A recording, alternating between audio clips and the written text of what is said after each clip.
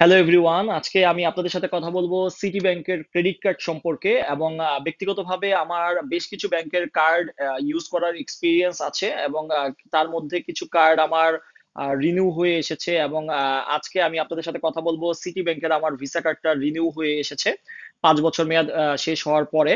তো তারা আমাকে মেসেজ করেছে এবং কুরিয়ার থেকে আমাকে ফোন করে জানানো হয়েছে আপনার যে মেইলিং অ্যাড্রেস সেখানে কিন্তু দেওয়া হচ্ছে। তো কার্ডটা আমি এখন খুলে আপনাদেরকে দেখাবো যে ভিতরে আমাকে কি কার্ড প্রোভাইড করা হয়েছে।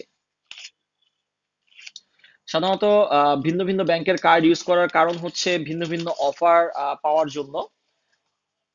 আর সিটি ব্যাংকের এই কার্ডটা এতদিন যাবত ইউজ করার আরো একটা মেজর কারণ হচ্ছে এই কার্ডটা কিন্তু ডাইনামিক কারেন্সি কার্ড।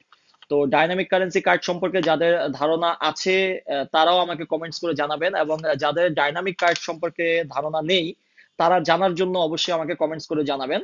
তো এই হচ্ছে আমার সিটি ব্যাংকের ভিসা কার্ডটা। ব্যক্তিগত কারণে আমি এমএক্স কার্ডটা ক্লোজ করে দিয়ে ভিসা কার্ডটাই বর্তমানে ইউজ করছি।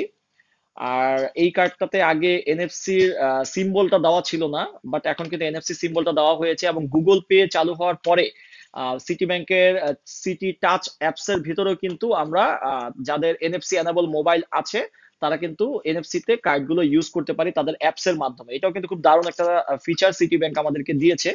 তো এই হলো আমার কার্ডটা পুনরায় 5 বছরের জন্য ভ্যালিডিটি দিয়ে আমাকে প্রদান করা হয়েছে। কার্ডটা আমি চাইলে এখনই অ্যাক্টিভ করে নিতে পারি, অথবা যেহেতু আমার আগের কার্ডটা এখনো ডেট আছে সেটা এক্সপায়ার্ড হয়ে যাওয়ার পরে আমি কিন্তু এই কার্ডটা অ্যাক্টিভ করে নিতে পারি।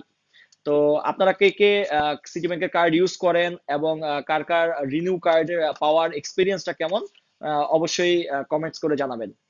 আর আমার এই ভিডিও কেমন লাগলো সেটাও আমাকে জানাবেন। কারো ভালো এক্সপিরিয়েন্স বা খারাপ এক্সপিরিয়েন্স থাকলে সেটাও আমাদের সাথে শেয়ার করবেন। আল্লাহ হাফেজ।